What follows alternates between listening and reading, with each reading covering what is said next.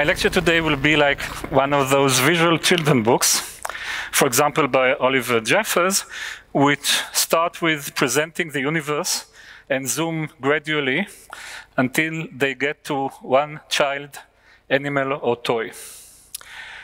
I will also talk at the end about the Hochschule library, but I want to present it in quite a large context, not only of libraries in Jewish culture, but also in the large framework of Jewish textual products.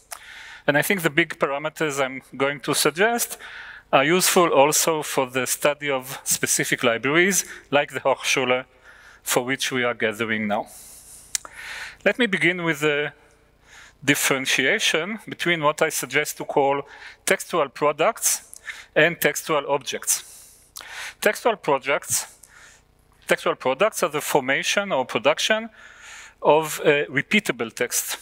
A conversation, for example, is not a textual product because it is not repeatable, unless it is transcribed, recorded, or filmed. And if so, it can become an object. And in the old days, lectures were one-time show, but now they are often recorded and become repeatable, such as with our workshop. Textual objects are objects with text in them. The products can be oral, while the objects are written and material. They might be immobile, as were ancient stone inscriptions, or mobile, like clay tablets and later on text on papyrus, vellum, paper, and digital text. Ancient cultures began, as far as we know, with oral textual products. For example, the Iliad and the Odyssey, which were memorized, and later on, such texts were written down on textual objects, and their transmission became material or physical as well as oral.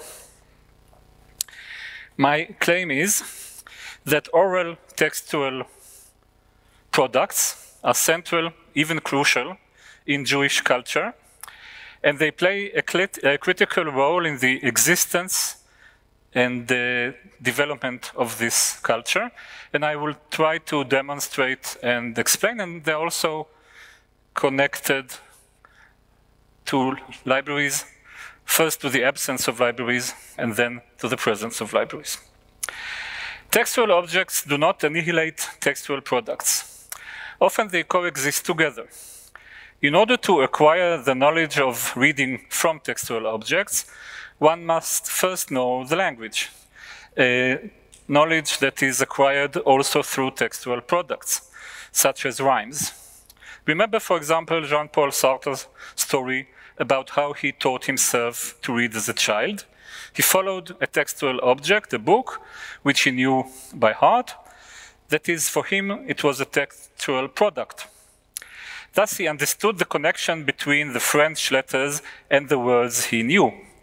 A relatively easy task in a language with consistent spelling like French. This also works in the opposite direction. Textual objects are used in order to acquire knowledge of unknown languages, for example, learning ancient Greek or Latin through texts. However, in order to succeed, there must be a connection between an oral product and a material object. Unless one limits oneself only to reading, one must also hear the languages and repeat the written texts. Otherwise, it doesn't work. Such was the case, for example, with Moshe Privas, a Polish Jewish physician in Eastern Europe in World War II. He found in a Russian prisoner of war camp a Russian book with which he taught himself English, a language he had never heard. However, his imagined English was quite different from the one that English people speak. And after the war, he had to forget what he did and learn English anew.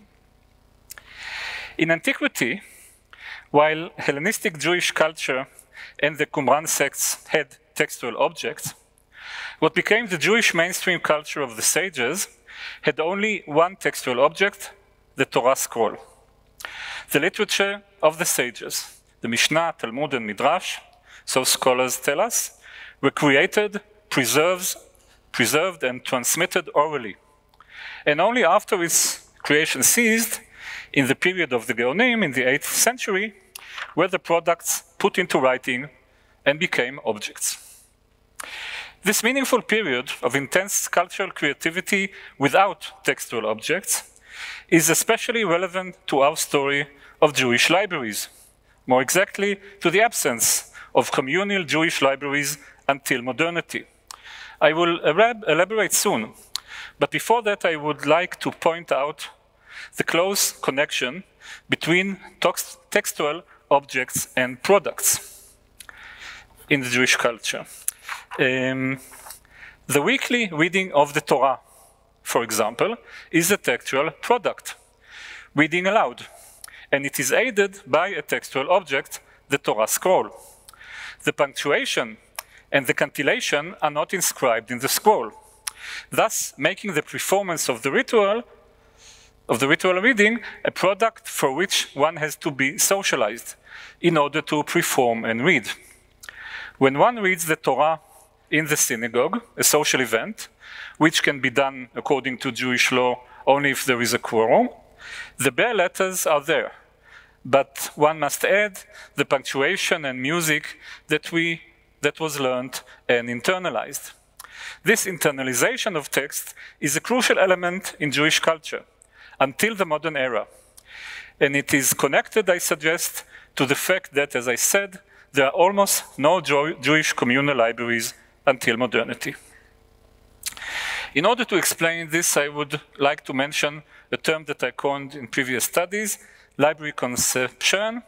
I previously called it library awareness, but I shifted to library conception, which I think is more accurate. Library conception is the answer to the question, what is a library for you? It is what one expects from a library, an expectation that changes in time and place. I will mention here only those conceptions that are relevant to our topic, and these are the missing and fragmented library, the internalized library, and later on also the professional library. The medieval Jewish private library was a scattered, fragmented, and missing one, with a partial and usually arbitrary collection of books.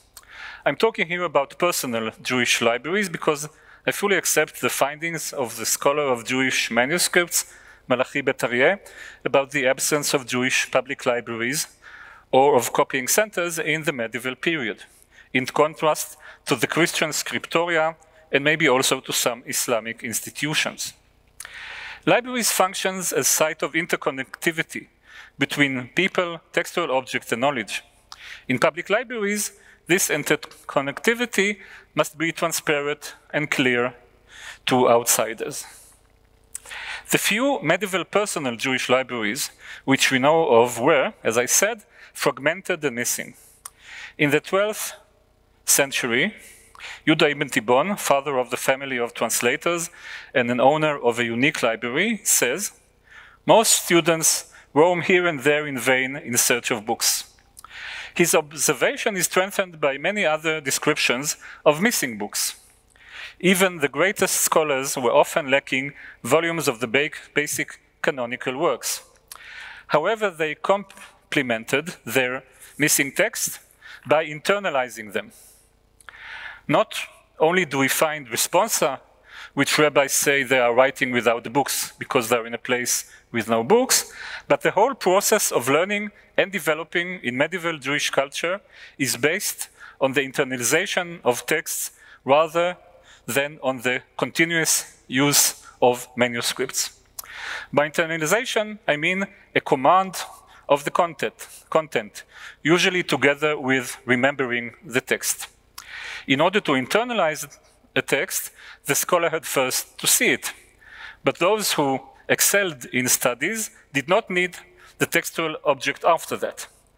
They had internalized what they saw, or in other words, we can say that they demonstrate an internalized library conception.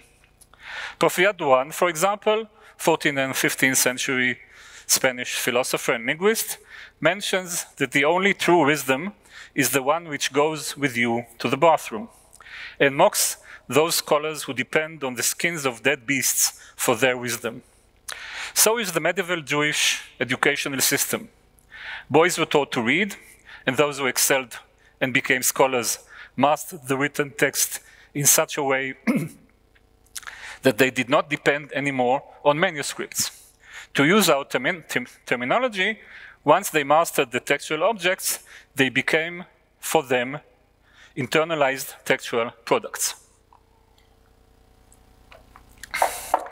As I said, the internalization of text is connected to the absence of public Jewish libraries. There were internal as well as external reasons for this missing partial and fragmented Jewish libraries. The internal ones was the special place of canonical texts in Jewish culture, and the example of the creativity of the sages without a written text. The external ones are connected to the fact that Jews were a minority, many times a prosecuted minority, and the books which represented them were often destroyed. Moritz Steinschneider has a bitter remark in his lecture on Jewish manuscript that it was easier to burn Jewish books when possible with their owners than to study their content. Some personal medieval Jewish collections did exist, but almost always only for one generation. And when the collector died, the collection did not pass on. The situation gradually changed after the Jews adopted the new technology of printing. In the 15th century, in his pioneering scholarly paper about Jewish book collections, the first ever published about this subject, Leopold Zunz remarks that we can only talk about Jewish collections after the invention of print. Yet the continuing process of using printed books and writing them, there were several stages, not always gradual ones, and I will give two examples. The first is the Manifesto of the Professional Library conception, given by the Spanish scholar Isaac Panton, who died shortly after the middle of the 15th century, and actually before printing, which is very interesting. In a methodological, or before Jewish printing, as we know, in a methodological work entitled The Ways of Talmud, Panton exhibits a developed understanding of the value of groups of books on certain subjects, and I'm quoting, "The wisdom of a man reaches only as far as his books. Therefore, a man should sell whatever he has and buy books, because by way of example, he who has no books of Gemara cannot be learned. One who has no medical books cannot be proficient in medicine, just as one who has no books of philosophy or wisdom will not be knowledgeable in these subjects. Therefore, the rabbis said that who has many books has much wisdom." So far as I know, this is the first Jewish manifesto of the professional library conception. It is the first source for the saying that one who has many books has much wisdom, although it is ascribed to other unidentified previous rabbis. Furthermore, in order to have a professional library, as Panton suggests, one must have a notion of the connection between certain books and the profession, as well as knowledge about the necessary books in this specific profession, or in other words, a textual common background. Of course, this was much easier in the time of print than in the time of manuscripts, because there were more printed books, although manuscripts did not vanish when print ruled, but were still preserved and made. The theoretical justification of professional Jewish libraries, like the one of the Hochschule, is in the words of Panton.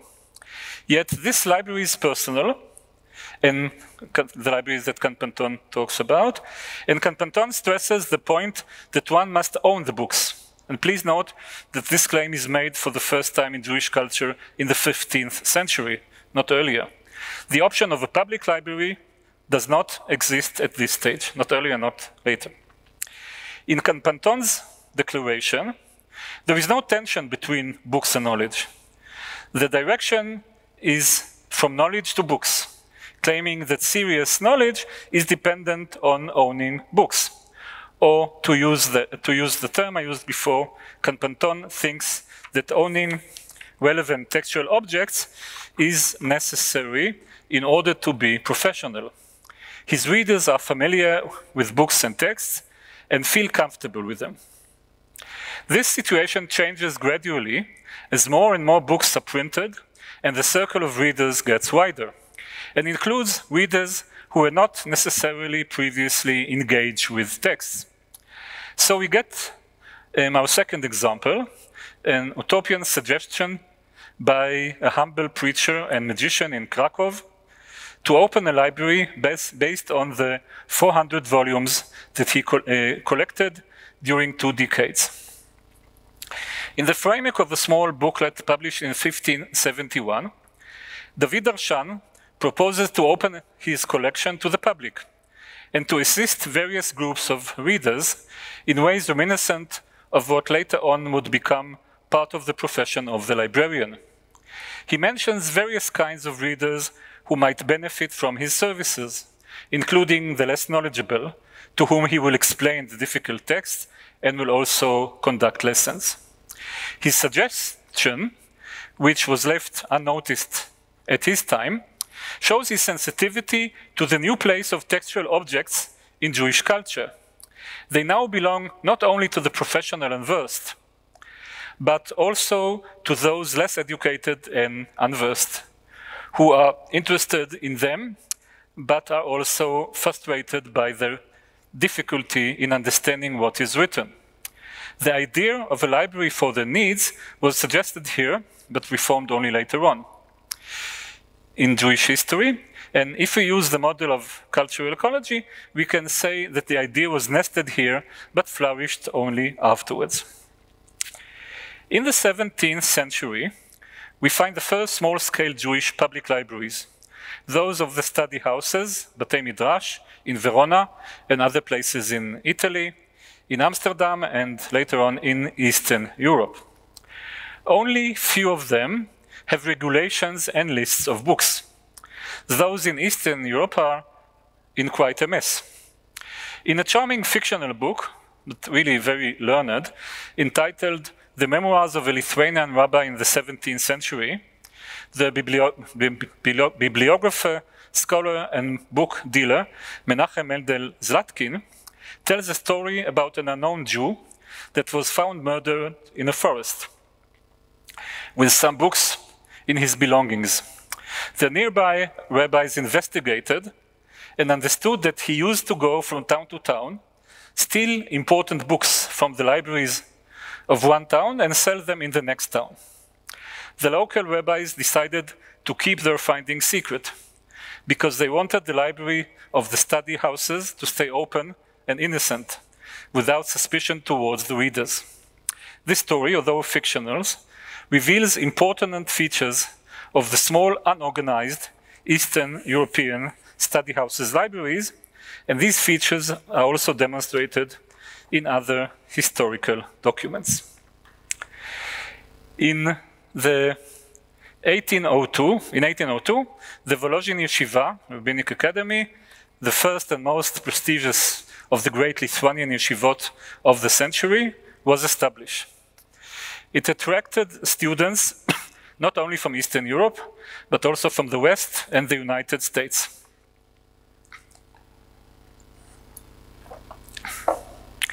Among its students were central rabbinic figures, as well as writers including Berdichevsky and Bialik.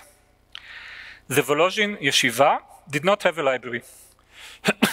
It had a storage for the tractats of the Talmud, which were given to the students who came to the yeshiva, I mean one tractat to one student, but no other books were in the study hall, neither on shelves, nor in closed bookcases, nor in other places.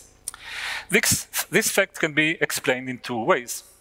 First, the printed edition of the Talmud gradually became a 1-volume library, with many additions after the text of the Talmud itself.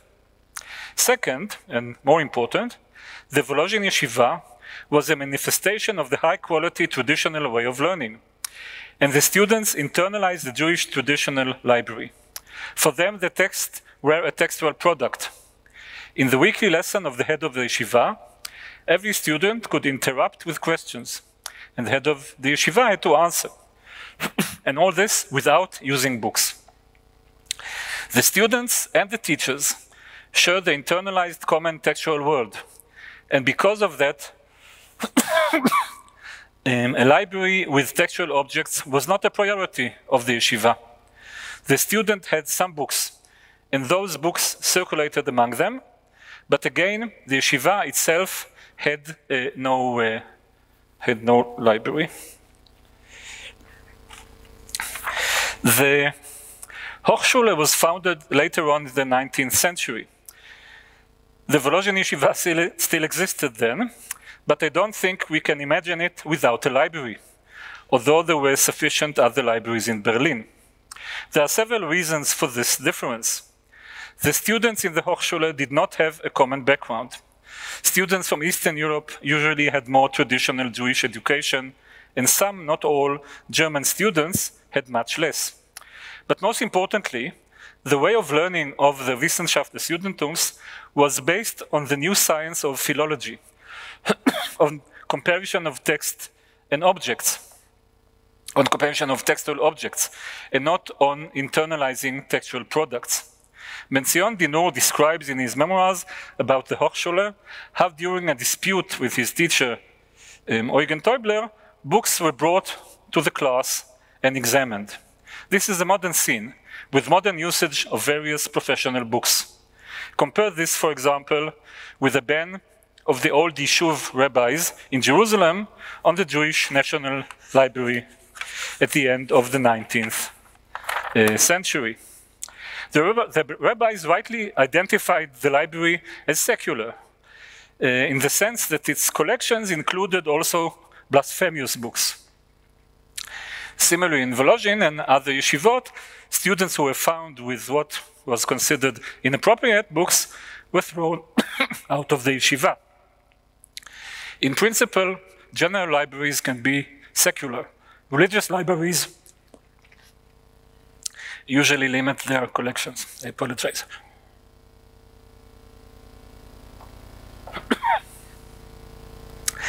Another immediate context of the library of the Hochschule is the development of the book industry in Germany and the ideas about the educational role of books and libraries. This is linked also to the new modern connection between libraries and identity, which is manifested, for example, in the formation of national libraries. In my opinion, the Wissen, schaft, Judentums saved Jewish culture from oblivion. Its philological methods were adopted, in principle, also by traditional or Orthodox Jewry. The establishment of the Hochschule and its library are part of the Jewish modern survival and revival. And maybe in our work and in this workshop, we are also part of this revival. At least we can hope so. Thank you.